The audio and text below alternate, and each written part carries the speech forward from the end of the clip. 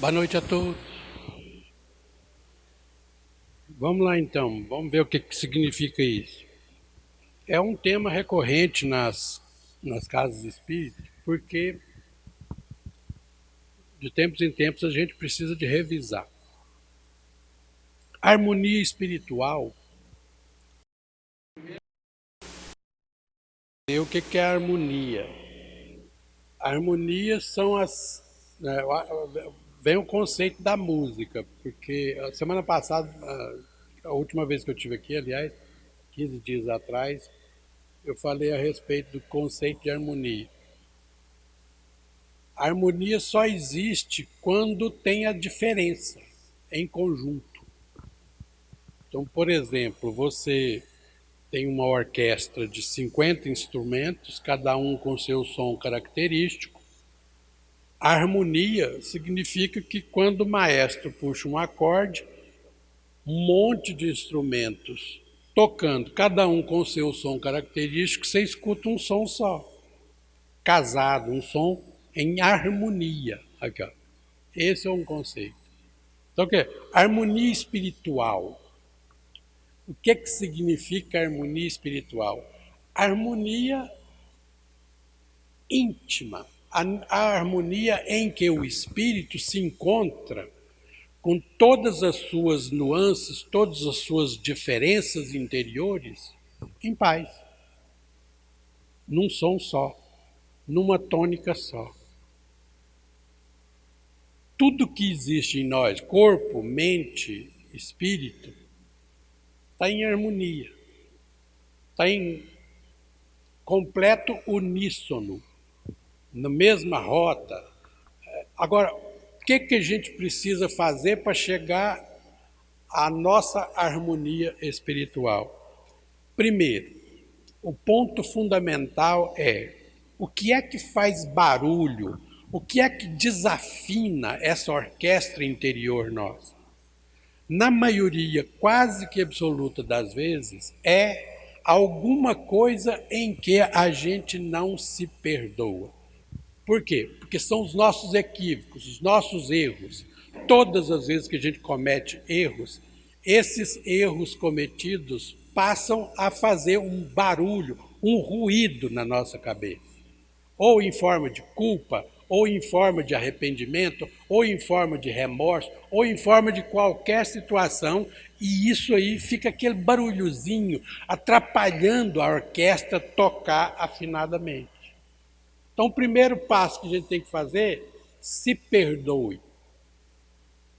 Lembra de uma coisa, Jesus ensinou para nós categoricamente que Deus, a relação de Deus para conosco é de amor absoluto e incondicional. Não tem condições o amor de Deus para conosco. Então, se você está em algum aspecto se prejudicando por causa das suas culpas, lembre disso, Deus não está te cobrando. Ele está pedindo para você transformar todo esse barulho de culpa, de remorso, em responsabilidade e vai procurar as soluções para reharmonizar o seu ser. Não tem que ficar procurando culpado. Há uma diferença muito grande entre você procurar culpados e procurar responsáveis. Vocês já viram a diferença? Por exemplo, tem um lixinho aqui, ó. Se eu chegar e falar assim, olha a pergunta, quem foi que deixou esse lixo aqui? Eu estou procurando culpado.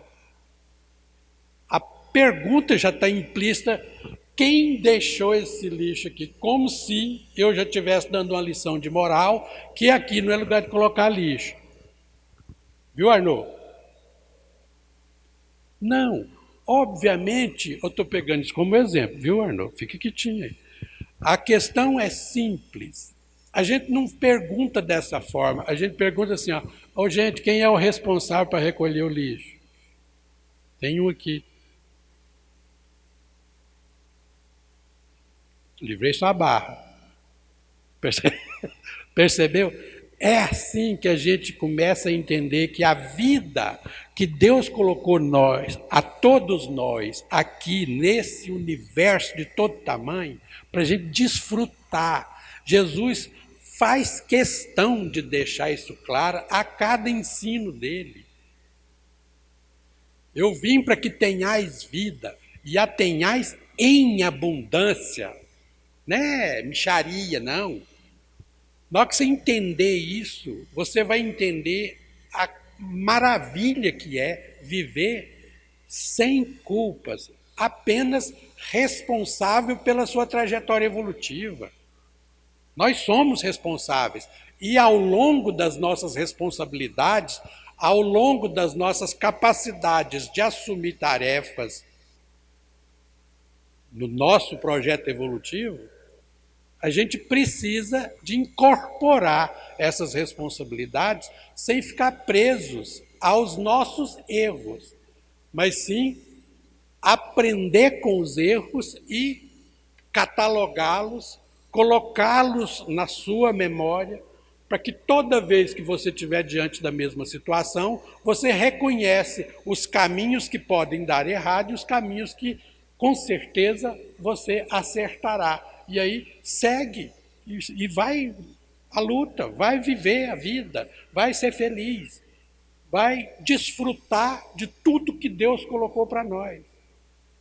O problema é que a nossa humanidade está tão encucada no processo de autopunição, no processo de tentar punir o outro, quando a gente não consegue entender as nossas falhas, não conseguimos, às vezes, registrar as nossas falhas, porque elas nos doem profundamente, aí então a gente começa a procurar falhas nos outros, começa a tentar sufocar os outros, começa a tentar se sentir melhor, tendo que apontar as falhas dos outros, a pisar nas falhas dos outros para se sentir um pouco melhor.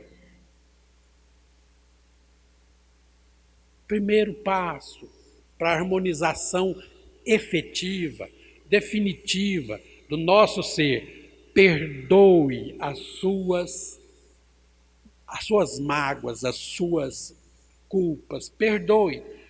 Faça um contrato consigo mesmo e você vai ter certeza, pode ter certeza que Jesus vai avalizar esse contrato. Faz um contrato consigo mesmo. Sou culpado nisso, nisso, naquilo. Beleza, ponto. O que eu preciso fazer para resgatar, recuperar a minha conduta reta? Jesus, deixa comigo. Está aqui, ó. Preciso fazer isso, isso, isso, porque o Senhor ensinou a fazer isso, isso, isso, então é por aqui que eu vou. E faça. Não fica tentando jogar, empurrar com a barriga, não, depois eu faço. Não, vou pensar nisso agora, não, dói pensar nisso. Não, perdoe as suas ofensas a si mesmo. Porque no fundo, todos os nossos problemas são problemas imaginários. A maioria dos nossos problemas são imaginários. Nós criamos esses problemas para a gente se sentir bem com a nossa, às vezes, vida que consideramos fracassada no ponto de vista de comparações com outras criaturas. A gente não tem que se comparar, a gente tem que viver a nossa história. Cada história é uma história. Cada vida representada aqui, nesse exato instante, é uma história de vida que precisa ser vivida. E é você o responsável pelo envio dessa vida, dessa história a ser contada. Conte-a. Conte-a com alegria, com prazer. Mas para isso você precisa de fazer essa limpeza que vai abrir os seus caminhos e você imediatamente vai entender o que significa. É a mesma coisa. Agora a gente começa a pensar dessa forma. sabe aquela situação em que você olha para a sua casa e a sua casa vai ajuntando coisa e vai ficando aquelas gavetas tudo mal arrumada, e você abre uma gaveta, tá aquela bucha de coisa lá dentro, e você fala, meu Deus, e você vai protelando. Nossa, eu preciso uma hora limpar essas gavetas, eu preciso organizar essas gavetas, e vai protelando, e toda vez que você abre a gaveta, você diz, eu preciso de arrumar essas gavetas, e isso vai te incomodando, vai ocupando espaço, vai enchendo de ruídos a sua cabeça, que no dia que você enche, né, no dia que enche as medidas e fala, chega, agora eu vou arrumar.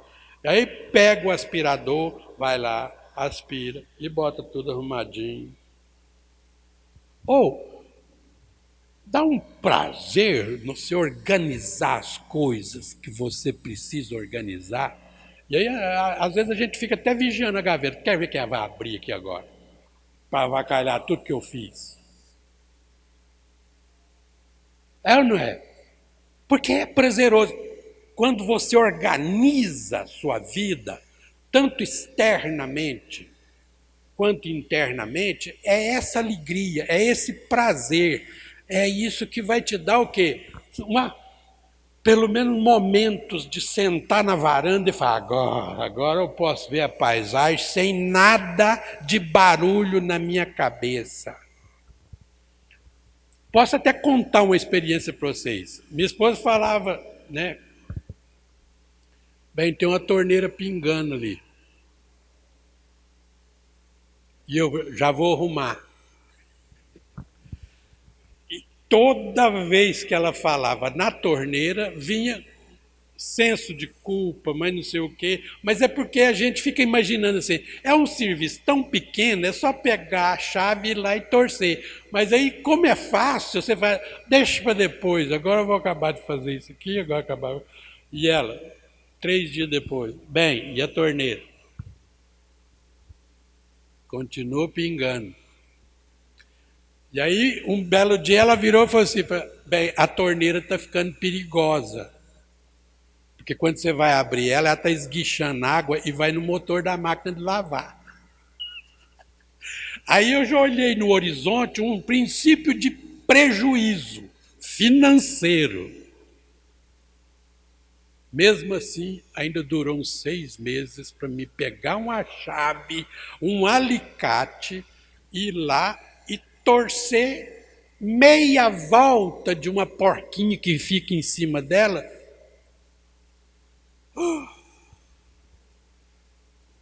Quase um ano de sofrimento com ruído na cabeça por causa disso. Sabe? Agora imagina a quantidade de picuinhas, a quantidade de coisinhas que a gente fica aprontando no local de trabalho, na vida da gente, em tudo quanto é lugar, nos amigos. Você tem amigos que você começa a olhar para o amigo e fala assim, gente, não dá para olhar para ele mais não. Está me irritando. Por que ele tem que falar nisso? Por que ele tem que fazer isso? Nem, gente, pelo amor de Deus. E você vai começando a gente se preocupa com coisas que não tem nada a ver e com aquilo que dá sossego, que dá paz, que dá tranquilidade, a gente larga para lá.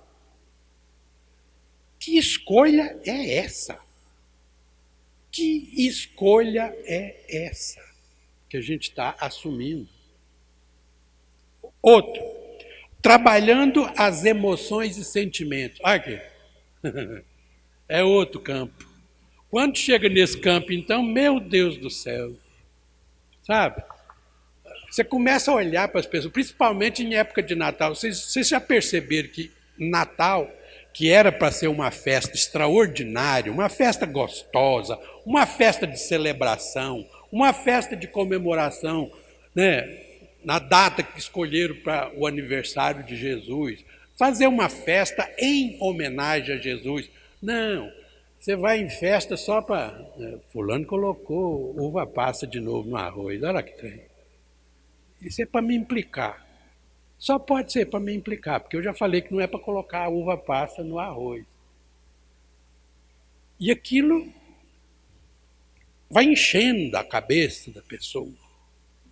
O outro já chega e faz questão de se tornar cruel, sabe? Tem uns que se tornam cruel. A pessoa custa comprar um vestidinho bonito ou uma camisa bonita, mas só que a camisa está um pouco mais apertada do que o de costume, porque a gente, na época de final de ano, abusa das calorias, e aí na hora que você chega na pessoa, a pessoa faz questão de olhar para você e fala, nossa, está parecendo um provolone. Amarradinho, amarradinho.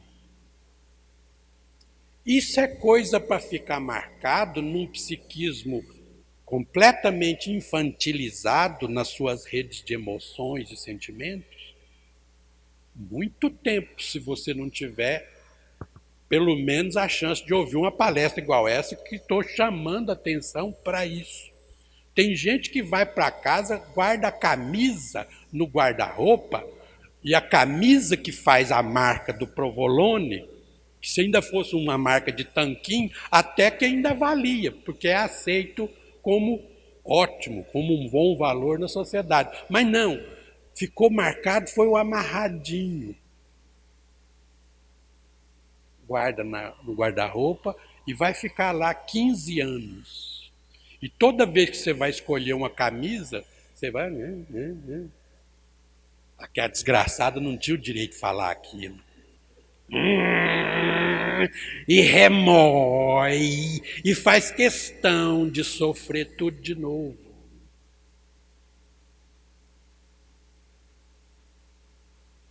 Eu me lembro quando eu fazia palestra nas empresas, o Deon está aí, quando a gente fazia palestra na empresa, eu me lembro que a gente é mal resolvido de tal forma nas nossas emoções e sentimentos, que às vezes tem gente, principalmente nós homens que somos mais viris, ainda está, né, na década de 50 do século passado, ainda está encalacrado lá naquela década, para mostrar virilidade, discute com porta de armário.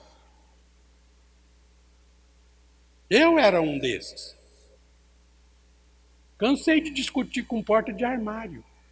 Eu e ele, sozinho. Você sabe aquele armário que já perdeu a pressão do trinco? Você põe a caneca lá dentro, fecha, vira as costas, a portinha abre. Aí você volta já com uma certa paciência. Falei para você ficar fechada. Vira as costas, já não tem mais carinho, já não tem mais... Vai na violência. E alguns arrancam a porta do armário, bate com brutalidade, aí a mulher lá... Que é isso aí? Eu falei, não, problema aqui que eu estou tendo com a porta do armário.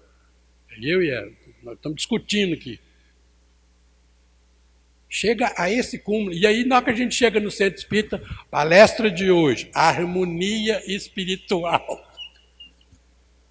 Olha onde que a gente vai ter que começar a trabalhar. Nas infâncias das emoções, nas infâncias dos sentimentos. Até a gente chegar no amor incondicional de Jesus, é muito chão que a gente vai ter que, né, trafegar. Aí, refletindo, refletindo, para você adquirir a sua paz espiritual, a sua tranquilidade de forma harmônica, refletindo o Evangelho na vida prática. Vamos lá comigo. O que é o Evangelho? Jesus, se você não é grato pelo trabalho que Jesus teve, de sair da condição em que ele está, para reencarnar nesse planeta. Reencarnar não, encarnar nesse planeta. Pensando que a gente já estava pronto para receber a boa notícia que ele veio trazer. E ele veio trazer única e exclusivamente a notícia assim, menino, passa a viver em função da sua espiritualidade. Eu vim aqui ensinar para vocês que o espírito, o ser espiritual, é uma realidade. E para você conseguir passar por essa etapa planetária, você precisa desenvolver toda a sua espiritualidade vivendo de acordo com aquilo que precisa ser vivido, que é a ética, a moral, do comportamento equilibrado, do comportamento que faz da pessoa um entendedor de toda a lógica da vida, todo o sentido da vida e toda a capacidade de entender a complexidade do universo e você inserido nesse todo. Eu vim aqui para explicar para vocês o que é viver a sua espiritualidade aqui, enquanto você está encarnado. Não existe diferença entre viver aqui enquanto encarnado e viver fora daqui enquanto espírito. É a mesma coisa. Às vezes as pessoas chegam perto da gente e falam: "Ô Zé, onde é que fica o mundo espiritual?" Aqui. Esse é o mundo espiritual. Aqui é o mundo espiritual. Não tem diferença. Se eu desencarnar aqui, eu fico em pé aqui do lado, olhando o meu corpo aqui, vendo vocês todos alvoroçados, perguntando o que aconteceu com o Zé. Morreu?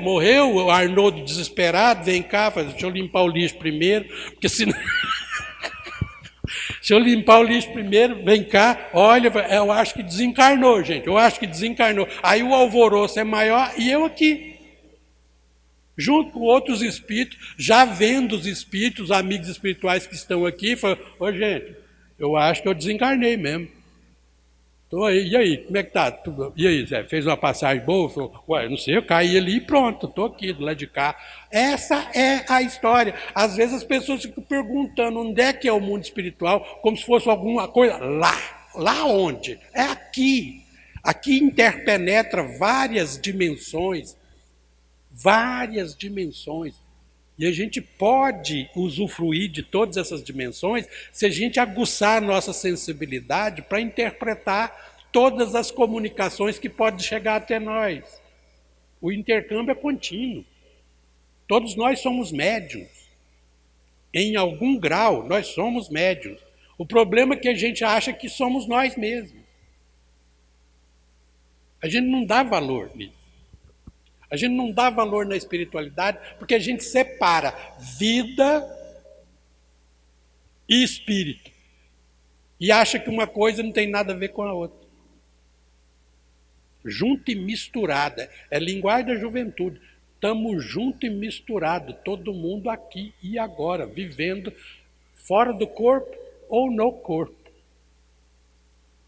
Então a vida prática do Evangelho é aprender a viver todos os ensinos que Jesus colocou para nós agora. Já devíamos ter feito isso há 2000 anos atrás. Nós estamos com dever de casa atrasado. Como é que você vai querer harmonia se você não está vivendo, ou pelo menos tentando viver a cada dia que passa, toda a gostosura da harmonia, de entender uma vida espiritual na sua plenitude. Viver a vida espiritual aqui e agora. Mahatma Gandhi, que era hindu, conseguiu. Nelson Mandela conseguiu. Madre Teresa conseguiu. Irmã Dulce. Chico Xavier. O Chico Xavier conseguiu de tal forma que ele não via diferença entre um mundo e outro. Às vezes, coitado, eu tinha que perguntar. Lembra quando eu falei aqui semana passada, há 15 dias atrás, o Chico Xavier tinha que perguntar: "Você está vendo fulano? Está atravessando a rua?" A pessoa olhava: "Não, Chico, estou não." Então é desencarnado. Pronto, toca o barco, toca o papo. Como se nada tivesse acontecido. Porque é normal para quem vê. E é aí que a gente começa a entender que a prática do Evangelho na vida cotidiana é o que vai fazer com que a gente entenda a volta de Jesus. Jesus não vai voltar, Jesus, um corpo. Não, a volta de Jesus é em nós, na sua doutrina vivida. Então a pessoa que estiver esperando Jesus aparecer e vir numa carruagem de fogo, senta. Senta aí, vai demorar. Porque essa vinda de Jesus é em espírito e verdade, aqui, ó, em nós. Quando nós entendermos a sua doutrina na totalidade e passarmos a praticá-la, todos nós do planeta Terra, olhar um para a cara do outro e não precisa nem de falar mais, porque você olhando para a cara do outro, você já sabe o que o outro está pensando. E esse pensamento, essa comunicação, é a comunicação de bem viver, uma comunicação de bondade, uma comunicação de fazer o bem, uma comunicação de ser uma pessoa lúcida, que tem luz, que já está iluminado, autônomo. Você é o autor da norma que você mesmo, né, aprendeu com Jesus. Autônomos, autonomia. Você é o autor. Você passa a assinar a sua trajetória. Mas que maravilha. A gente fica esperando. Não, olha, vem. Vem, vai fazer o quê? Botar uma varinha de condão na sua cabeça e pronto, vive o evangelho. Você não está preparado, cara. Você tem que preparar na relação do cotidiano. Todos os dias tem que ser treinado o viver do evangelho. A vida do evangelho tem que ser aprendida, introjetada e praticada. Aí sim, você vai entender como é que funciona esse princípio de harmonia total. Aí começa já a afinar a orquestra. A orquestra começa a ficar afinadinha. Aí então aqui, ó, o estado de equilíbrio e paz interior entre mente, corpo e alma, na completude. O corpo já não é tão desengonçado mais, por quê? Porque a sua mente é equilibrada. O espírito, a alma, é equilibrado. Então, não há discrepância entre mente, entre alma e corpo físico. Pronto. Não tem mais discrepância. Aí você começa a... Aí dá show, né? Aí começa a dar show aqui, ó. Buscai primeiramente o reino dos céus. Aí, o que você vai entender sobre isso? Buscai primeiramente o reino dos céus significa que o entendimento, a compreensão do que significa o reino dos céus, o reino que Jesus disse para nós, veio ensinar para nós, que é o conhecimento das leis que regem a vida espiritual de todos nós. O conhecimento dessas leis da vida espiritual é o reino de Deus, entender o reino de Deus. Aí, buscai primeiramente o reino de Deus significa, eu sou um espírito, conversando com você, espírito. E nós estamos atualmente numa experiência corpórea. Então vamos transformar essa experiência numa coisa mais gostosa possível, numa coisa mais delicada, sutil, equilibrada possível. Ai, que maravilha! E aí todo mundo já começa a compreender, e aí começa a haver harmonia entre as pessoas. Essa harmonia interior já começa a transcender a ponto de exalar. Vocês já viram que quando você está perto de uma pessoa que é equilibrada, que é harmonizada, você se sente bem? Até se a pessoa contar uma história, só da pessoa contar para nós uma história de uma pessoa harmonizada, de uma pessoa que é afinizada com a vida espiritual, com o bem, não precisa ser coisas espalhafatosas, grandiosas, não. Eu posso até citar um exemplo, que eu adoro citar esse exemplo, porque é referência para mim.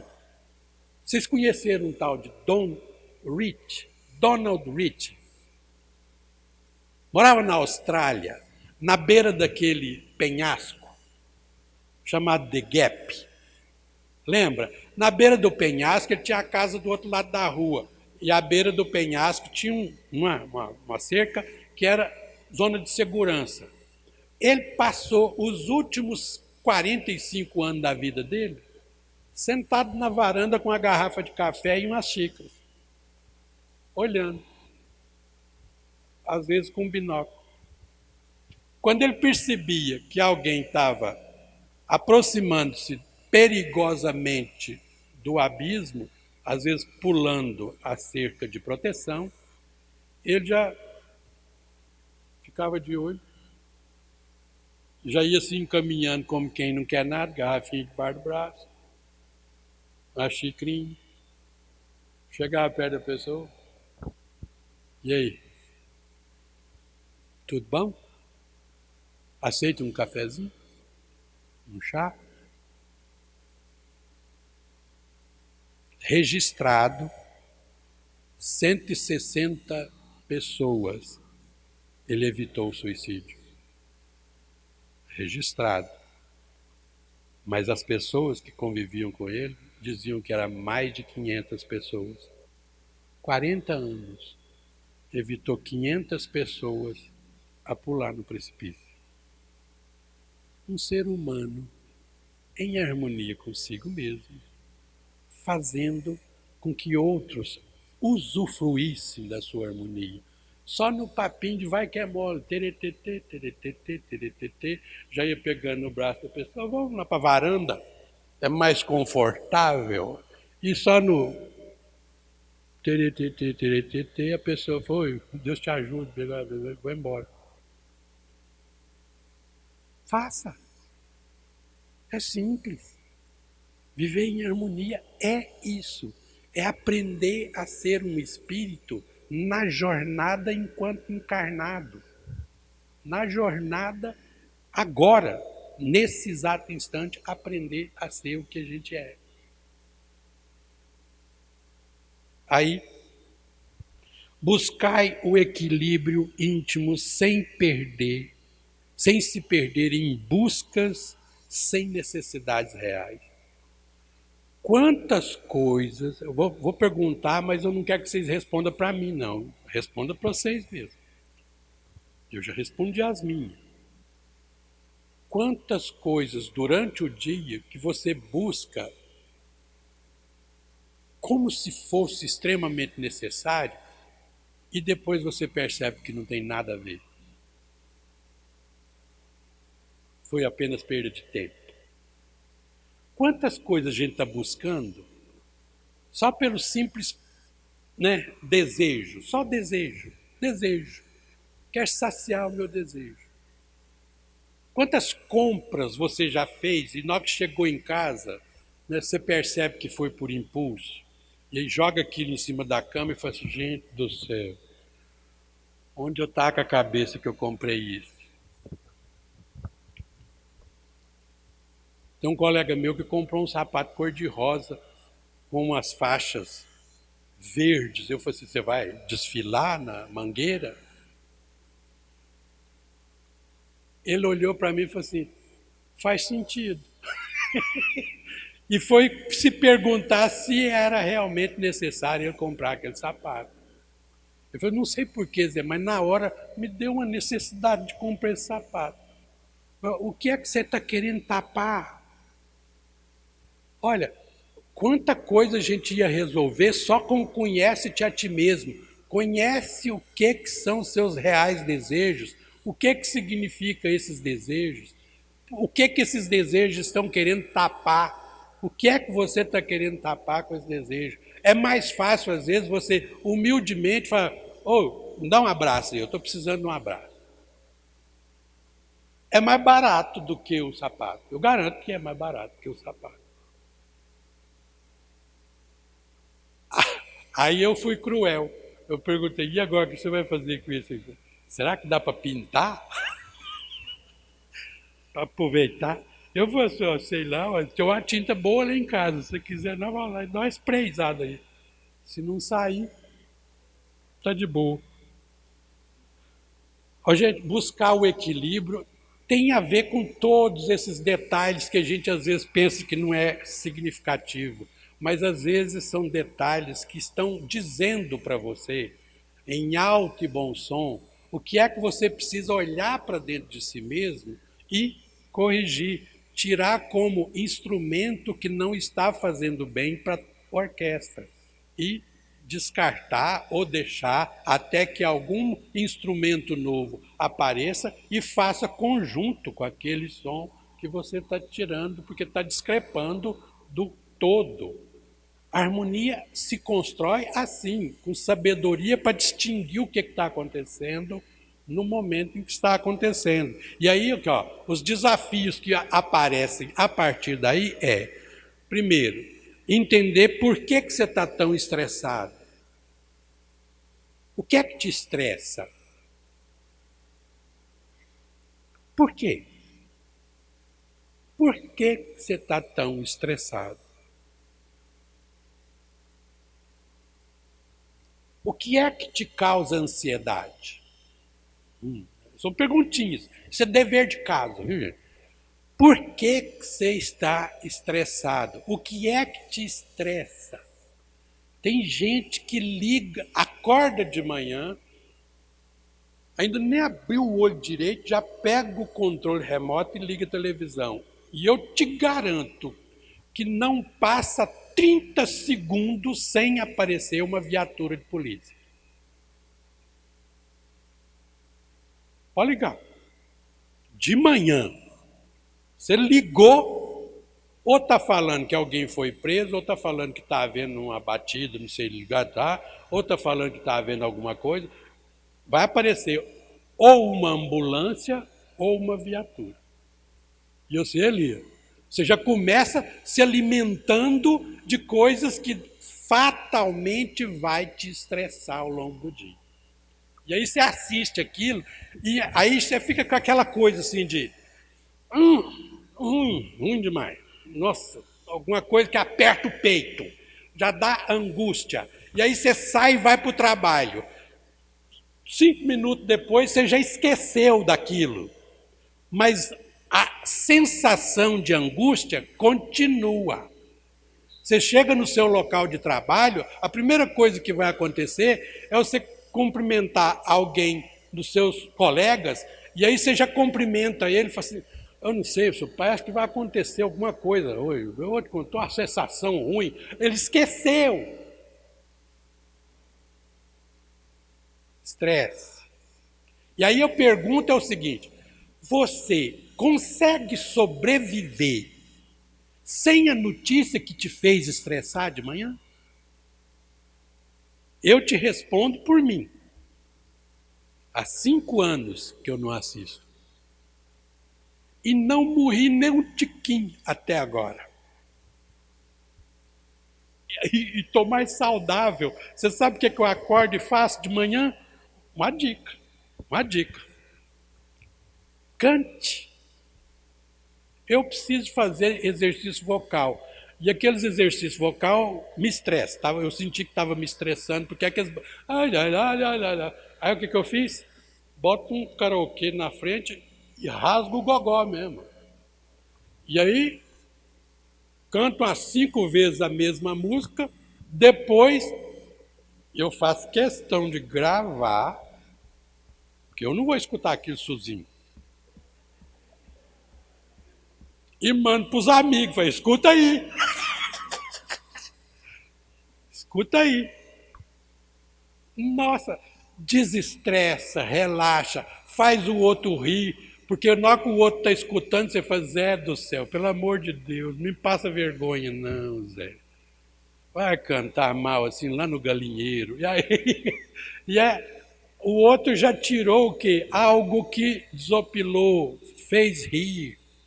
E rir é uma coisa extraordinária para a gente encontrar o nosso ponto de equilíbrio nessa sinfonia interior que a gente precisa acertar o ponto, acertar a tonalidade para conquistar uma harmonia cada vez mais perfeita. Outra, perdão e compreensão de quem tenta te ofender.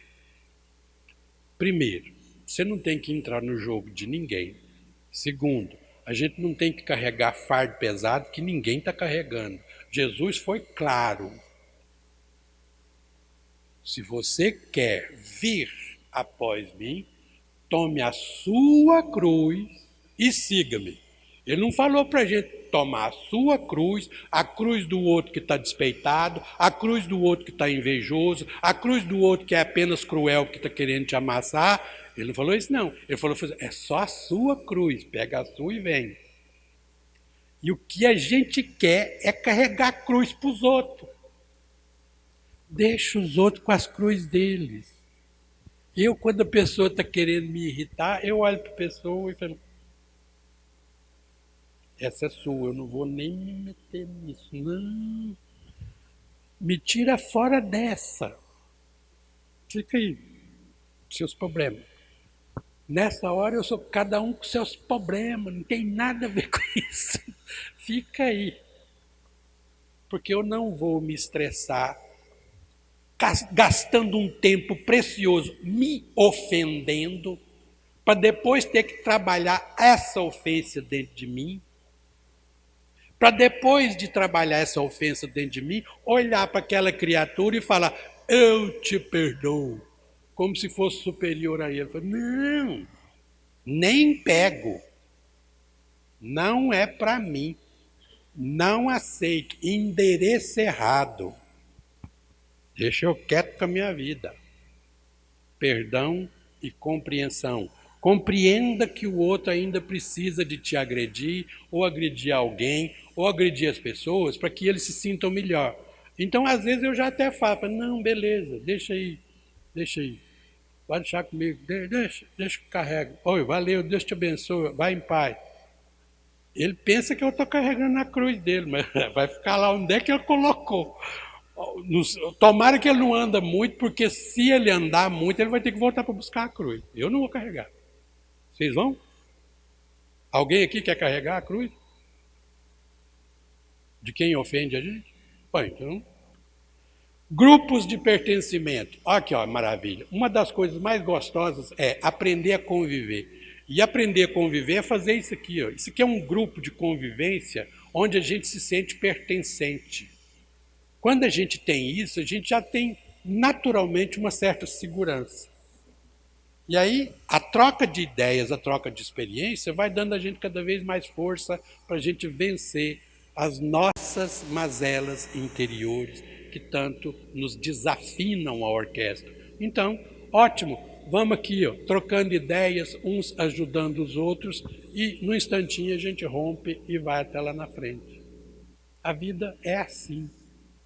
É muito simples. Às vezes parece que tem alguma complicação necessária, mas não tem. É só isso mesmo. Jesus colocou claramente: tomai sobre vós o meu jugo. Eu vou repetir isso todo final de palestra.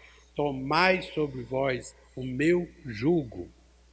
Tomai sobre vós o meu fardo. Porque o meu jugo é suave, o meu fardo é leve. Qual que é o fardo e o jugo de Jesus? Aprender a amar. Todos nós estamos condenados a aprender a amar. É tudo que mais a gente quer. Por isso que o jugo é suave. O fardo é leve. Porque é o que a gente mais quer. Amar e ser amado. Valeu. Obrigado a vocês.